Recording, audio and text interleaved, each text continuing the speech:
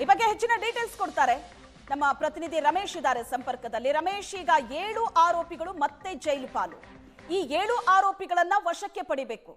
ಪವಿತ್ರ ಗೌಡ ಎಲ್ಲಿದ್ದಾರೆ ಅಂದ್ರೆ RR ನಗರದ ತಮ್ಮ ಮನೆಯಲ್ಲಿದ್ದಾರೆ. ದರ್ಶನ್ದು ಲಾಸ್ಟ್ ಲೊಕೇಶನ್ ತಮಿಳುನಾಡು ಅಂತ ತೋರಿಸ್ತಾ ಇದೆ. ಇನ್ನುಳಿದಂತ 6 ಅವರು 5ರನ್ನ ಅರೆಸ್ಟ್ ಮಾಡೋದಕ್ಕೆ ವಾರೆಂಟ್ ಕೂಡ ರೆಡಿ ಆಗ್ತಾ ಇದೆ. ಈ ಪ್ರಕರಣದಲ್ಲಿ ಇವತ್ತು ಆಲ್ಮೋಸ್ಟ್ ತೀರ್ಪು ಬರುತ್ತೆ ಅನ್ನೋದು ಕೂಡ ಗೊತ್ತಿರುತ್ತೆ.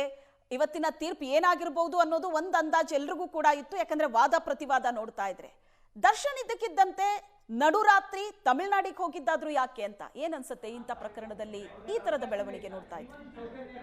ಶ್ವೇತಾ, ಅಂದ್ರೆ ನಿನ್ನೆ ರಾತ್ರಿ ದರ್ಶನ್ ಮೈಸೂರಿನ ಫಾರ್ಮ್ ಹೌಸ್ ಇಂದ ತಮಿಳುನಾಡಿಗೆ ಹೋಗಿದ್ದಾರೆ ಅನ್ನುವಂಥದ್ದು ಪೊಲೀಸ್ ಮೂಲಗಳಿಂದ ಸಿಗ್ತಾ ಇರುವಂತಹ ಮಾಹಿತಿಗಳು. ಅಂದ್ರೆ ಈಗ ಸುಪ್ರೀಂ ಕೋರ್ಟ್ ಕೊಟ್ಟಂತ ಆದೇಶದಲ್ಲಿ ತಕ್ಷಣಕ್ಕೆ ಎಲ್ಲ ಆರೋಪಿಗಳನ್ನು ಕೂಡ ಬಂಧಿಸಿ ಅಂದರೆ ಕೋರ್ಟ್ ಮುಂದೆ ಹಾಜರುಪಡಿಸಿ ಅಂದರೆ ಆ ಮೂಲಕ ಜೈಲಿಗೆ ಕಳಿಸಿ ಅನ್ನುವಂಥದ್ದನ್ನ ಸ್ಪಷ್ಟವಾಗಿ ಹೇಳಿರುವಂಥದ್ದು. ಆ ನಿಟ್ಟಿನಲ್ಲಿ ಈಗಾಗಲೇ ಸುಪ್ರೀಂ ಕೋರ್ಟ್ ಆದೇಶ ಬಂದ ನಂತರ ಪೊಲೀಸ್ ಅಧಿಕಾರಿಗಳು DCP ಗಿರೀಶ್ ಅವರ ನೇತೃತ್ವದಲ್ಲಿ ಒಂದಷ್ಟು ಸಭೆ ಅಂದರೆ ಮೀಟಿಂಗನ್ನು ಮಾಡ್ತಿದ್ದಾರೆ. ಮುಂದೆ ಹೇಗೇನು ಮಾಡಬೇಕು ಅನ್ನುವಂಥದ್ದು ಮತ್ತು ಜೊತೆಗೆ ಆ್ಯಕ್ಷನ್ಗೆ ಮುಂದಾಗುವ ಮೊದಲು ಸುಪ್ರೀಂ ಕೋರ್ಟ್ನ ಅಂದರೆ ಸರ್ಕಾರದ ಪರವಾಗಿ ವಾದ ಮಾಡಿದಂಥ ವಕೀಲರ ಜೊತೆ ಮಾತುಕತೆಯನ್ನು ಮಾಡ್ತಿದ್ದಾರೆ. ಸುಪ್ರೀಂ ಕೋರ್ಟ್ ಹೇಳಿರುವಂಥ ಅಂಶಗಳೇನು, ಅದರ ಆದೇಶ ಪ್ರತಿಯನ್ನು ಪಡ್ಕೊಳ್ಳುವಂಥದ್ದು, ಆ ನಿಟ್ಟಿನಲ್ಲಿ ಒಂದಷ್ಟು ಕೆಲಸವನ್ನು ಮಾಡ್ತಾ ಇರುವಂಥದ್ದು. ಈಗ 7 ಜನ ಆರೋಪಿಗಳನ್ನು ಕೂಡ ವಶಕ್ಕೆ ಪಡ್ಕೊಳ್ಬೇಕಂತ ಅನಿವಾರ್ಯತೆ ಇರುವಂಥದ್ದು. ಈಗ ನಮಗೆ ಅಂದರೆ ನಮ್ಮ ಕ್ಯಾಮ್ರಾ ಕಣ್ಣಿಗೆ ಸಿಗ್ತಾ ಇರುವಂತೆ ಅವರು ಪವಿತ್ರ ಗೌಡ ತನ್ನ ಮನೆಯಲ್ಲಿದ್ದಾರೆ, ಅಲ್ಲಿಗೆ ಹೋಗಿ ಪೊಲೀಸ್ ಅಧಿಕಾರಿಗಳು ಅವ್ರನ್ನ ವಶಕ್ಕೆ ಪಡ್ಕೊಂಡು ಬರ್ತಾರೆ. ದರ್ಶನ್ ಪ್ರಮುಖವಾಗಿ ಈ ಪ್ರಕರಣದಲ್ಲಿ ದರ್ಶನನ್ನ ಹುಡುಕುವಂತಹದ್ದು ಪ್ರಮುಖವಾಗಿರುವಂತಹದ್ದು. ಆ ನಿಟ್ಟಿನಲ್ಲಿ ಪೊಲೀಸರು ಏನು ಅವರ ಅಂದರೆ ಮಾನಿಟರ್ ಮಾಡ್ತಾ ಇರ್ತಾರೆ. ಅವರು ಯಾವ ಫೋನ್ ನಂಬರ್ನ ಬಳಸ್ತಾ ಇದ್ದಾರೆ, ಎಲ್ಲಿ ಹೋಗ್ತಿದ್ದಾರೆ, ಎಲ್ಲಿ ಬರ್ತಾ ಇದ್ದಾರೆ. ಅದರಲ್ಲಿ ವಿಶೇಷವಾಗಿ ಇವತ್ತು ಆದೇಶ ಇದೆ ಅನ್ನುವಂಥದ್ದು ಗೊತ್ತಿದ್ದ ಸಂದರ್ಭದಲ್ಲಿ ಅವರು ಎಲ್ಲಿ ಹೋಗ್ತಾರೆ, ಎಲ್ಲಿ ಬರ್ತಾರೆ ಅನ್ನುವಂಥ ಮಾನಿಟರಿಂಗ್ ಅಂತೂ ಪೊಲೀಸರು ಮಾಡ್ತಾ ಇದ್ರು. ಆ ಒಂದು ಹಿನ್ನೆಲೆಯಲ್ಲಿ ತಮಿಳುನಾಡಿಗೆ ಹೋಗಿದ್ದಾರೆ ಅನ್ನೋಂಥದ್ದು. ಅಂದ್ರೆ ದೇವಸ್ಥಾನಕ್ಕೆ ಅಂದ್ರೆ ಇವತ್ತು ಏನು ಆದೇಶ ಬರೋದಿತ್ತು ಸುಪ್ರೀಂ ಕೋರ್ಟ್ನಲ್ಲಿ, ಆ ಒಂದು ಹಿನ್ನೆಲೆಯಲ್ಲಿ ದೇವರ ಮರೆ ಹೋದಂತೆ ದರ್ಶನ್ ಕಾಣ್ತಾ ಇರುವಂಥದ್ದು. ಆದರೆ ಸಾಮಾನ್ಯ ಎಲ್ಲೊಂದು ಕಡೆ ನಿರೀಕ್ಷೆ ಇತ್ತೇನೋ ಅಂದ್ರೆ ಇವತ್ತು ಆದೇಶ ಬಂದ್ರೆ ಒಂದು ವೇಳೆ ತಮ್ಮ ವಿರುದ್ಧ ದರ್ಶನ್ಗೆ ತನ್ನ ವಿರುದ್ಧ ಅಂದ್ರೆ ಆದೇಶ ಬಂದರೂ ಕೂಡ ಒಂದಷ್ಟು ಸಮಯಾವಕಾಶ ಸಿಗಬಹುದು ಅಂದ್ರೆ ಸರೆಂಡರ್ ಆಗ್ಲಿಕ್ಕೆ ಅನ್ನೋದು. ಆದ್ರೆ ಸುಪ್ರೀಂ ಕೋರ್ಟ್ ಒಂದು ಶಾಕಿಂಗ್ ಆದೇಶವನ್ನು ಮಾಡಿರುವಂತದ್ದು, ಯಾವುದೇ ಸಮಯವನ್ನು ಕೊಡದೆ ತಕ್ಷಣಕ್ಕೆ ಅವ್ರನ್ನ ಏನೋ ವಶಕ್ಕೆ ಪಡ್ಕೊಳ್ಳಿ ಅನ್ನುವಂತ ಆದೇಶವನ್ನು ಮಾಡಿರೋದ್ರಿಂದ ಪೊಲೀಸರಿಗೆ ಅಂದ್ರೆ ಅವರಾಗಿ ಅವರು ಬಂದು ಸರೆಂಡರ್ ಆಗ್ಲಿಕ್ಕೆ ಅವಕಾಶಗಳಿಲ್ಲ. ಯಾಕೆಂದ್ರೆ ಪೊಲೀಸರೇ ಅವ್ರನ್ನ ವಶಕ್ಕೆ ಪಡೆದು ಕೋರ್ಟ್ ಮುಂದೆ ಹಾಜರುಪಡಿಸಬೇಕಾಗುತ್ತೆ. ಇದೇ 57ನೇ ಸೆಷನ್ಸ್ ಕೋರ್ಟ್ ಮುಂದೆ ಎಲ್ಲ 7 ಜನ ಆರೋಪಿಗಳನ್ನ ಕರ್ಕೊಂಡೋಗಿ ಹಾಜರುಪಡಿಸಬೇಕು. ಆ ಮೂಲಕ ಯಾವ ಆರೋಪಿಗಳು ಯಾವ ಜೈಲಲ್ಲಿ ಇದ್ರು ಅದೇ ಜೈಲಿಗೆ ಮತ್ತೆ ವಾಪಸ್ ಕರ್ಕೊಂಡೋಗಿ ಬಿಡುವಂತ ಕೆಲಸಗಳನ್ನ ಪೊಲೀಸರು ಮಾಡ್ತಾರೆ. ಸೊ ಆ ನಿಟ್ಟಿನಲ್ಲಿ ಈಗಿರುವಂತದ್ದು ಏನಂದ್ರೆ, ಯಾಕೆಂದ್ರೆ ಇನ್ನುಳಿದಂತೆ ಪ್ರದೋಷ್ ಆಗಲಿ ಅಥವಾ ನಾಗರಾಜ್ ಆಗಲಿ, ಲಕ್ಷ್ಮಣ್, ಅನುಕುಮಾರ್, ಜಗದೀಶ್ ಇದ್ದಾರೆ. ಇವರು ಕೂಡ ಅವರವರ ಲೊಕೇಶನ್ಗಳೇನಿದೆ ಅನ್ನೋದನ್ನ ಹುಡುಕಾಟವನ್ನು ಮಾಡ್ತಿದ್ದಾರೆ. ಸೊ ಇಲ್ಲಿರುವಂಥದ್ದು ಏನಂದ್ರೆ, ಈಗ ಬೆಂಗಳೂರಿನಲ್ಲಿ ಅವರ ಮನೆಯಲ್ಲಿ ದರ್ಶನ ಮನೆಯಲ್ಲಿ 2 ಮನೆಯಲ್ಲಿ RR ನಗರದ ಮನೆ ಮತ್ತು ಹೊಸಕೆರೆಹಳ್ಳಿ ಮನೆಯಲ್ಲಿ ಅಂದ್ರೆ ಚೆಕ್ ಮಾಡುವಂಥ ಕೆಲಸಗಳು ಮಾಡಿರೋ ಸಂದರ್ಭದಲ್ಲಿ ಅವರು ಅಲ್ಲಿ ಇಲ್ಲ ಅನ್ನುವಂಥದ್ದು ಸ್ಪಷ್ಟವಾಗಿ ನಮಗೆ ಸಿಗ್ತಾ ಇರುವಂಥ ಮಾಹಿತಿಗಳು. ಆದರೆ ಪೊಲೀಸರಿಗೆ ಸ್ಪಷ್ಟ ಮಾಹಿತಿಗಳಿದೆ ಅವ್ರು ಎಲ್ಲಿದ್ದಾರೆ ಅಂತದ್ದು.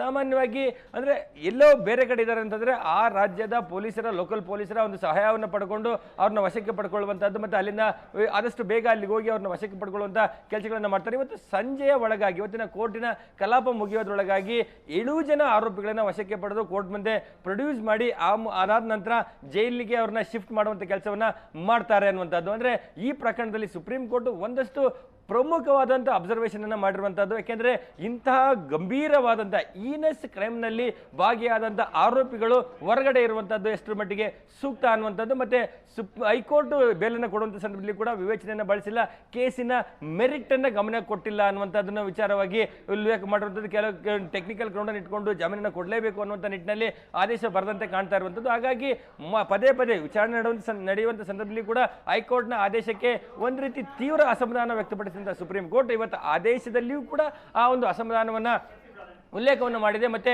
ಇನ್ನೂ ಅನಂತರ ಜೈಲಿಗೆ ಹೋದ ನಂತರ, ಯಾಕೆಂದ್ರೆ ಈ ಹಿಂದೆ ಜೈಲಿಗೆ ಹೋದಂಥ ಸಂದರ್ಭದಲ್ಲಿ ದರ್ಶನ್ ಅಲ್ಲಿ ತನ್ನ ಪ್ರಭಾವವನ್ನು ಬಳಕೆ ಮಾಡಿಕೊಂಡು, ಹಣಬಲವನ್ನು ಬಳಕೆ ಮಾಡಿಕೊಂಡು, ಎಲ್ಲ ಸೆಲೆಬ್ರಿಟಿ ಸ್ಟೇಟಸ್ ಅನ್ನು ಬಳಕೆ ಮಾಡಿಕೊಂಡು ಜೈಲಿನಲ್ಲಿ ಸಾಕಷ್ಟು ರೀತಿಯಾದಂಥ ಸವಲತ್ತುಗಳನ್ನು ಪಡ್ಕೊಳ್ಳುವಂತಹದ್ದು, ಅಲ್ಲಿ ಮೊಬೈಲ್ ಫೋನ್ ಅನ್ನು ಪಡ್ಕೊಳ್ಳುವಂತಹದ್ದು, ಅಂದ್ರೆ ವಿಡಿಯೋ ಕಾಲಲ್ಲೇ ಮಾತಾಡಿದಂಥ ವಿಡಿಯೋಗಳು ಸುವರ್ಣ ನ್ಯೂಸ್ ಬ್ರೇಕ್ ಮಾಡಿತ್ತು. ಅದರ ಜೊತೆಗೆ ಸಿಗರೇಟ್ ಆಗಲಿ ಬೇರೆ ರೀತಿಯಾದ ವ್ಯವಸ್ಥೆಗಳನ್ನು ಮಾಡ್ಕೊಳ್ಳಲಾಗಿತ್ತು. ಆ ರೀತಿಯ ಸವಲತ್ತುಗಳನ್ನು ಇನ್ನು ಮುಂದೆ ಕೊಡಬಾರ್ದು ಅನ್ನುವಂಥದ್ದು. ಅಪ್ಪಿ ತಪ್ಪಿ ಒಂದೇ ಒಂದು ಫೋಟೋ ಕೂಡ ಏನಾದರೂ ನಮಗೆ ಬಂದಿದ್ದೇ ಆದಲ್ಲಿ, ನಮಗೆ ಸಿಕ್ಕಿದ್ದೇ ಆದಲ್ಲಿ ಇದಕ್ಕೆ ಸಂಬಂಧಪಟ್ಟಂತೆ ಸೂಕ್ತವಾದಂಥ ಕ್ರಮವನ್ನು ತೆಗೆದುಕೊಳ್ಬೇಕಾಗುತ್ತೆ. ಈ ಹಿಂದೆ ಇವರಿಗೆ ರಾಜಾತಿಥ್ಯ ಕೊಟ್ಟಂತ ಅಧಿಕಾರಿಗಳನ್ನ ಅವರು ಯಾಕೆ ಶಿಸ್ತು ಕ್ರಮ ಅವ್ರನ್ನ ಸಸ್ಪೆಂಡ್ ಮಾಡಿಲ್ಲ ಅನ್ನುವಂಥ ನಿಟ್ಟಿನಲ್ಲಿ ಕಾರವಾಗಿ ಸುಪ್ರೀಂ ಕೋರ್ಟ್ ಇವತ್ತು ಏನು ಅಭಿಪ್ರಾಯವನ್ನು ವ್ಯಕ್ತಪಡಿಸಿರುವಂಥದ್ದು.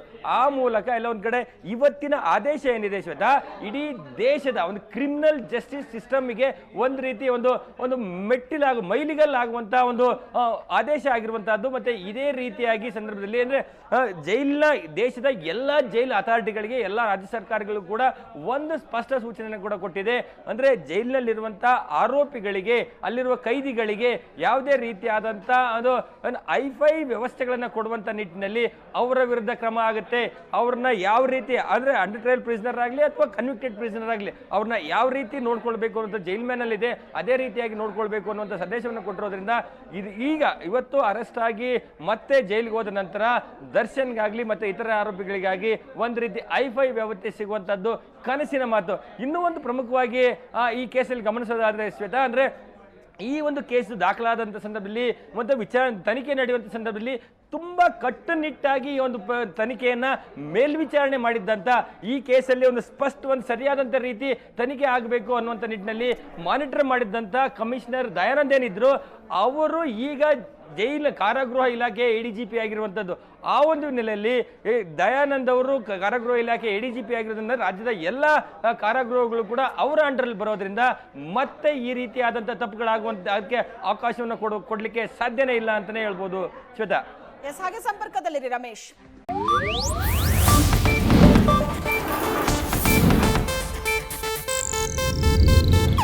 ಇದು ಏಷ್ಯಾನೆಟ್ ನ್ಯೂಸ್ ನೆಟ್ವರ್ಕ್ ಪ್ರಸ್ತುತಿ.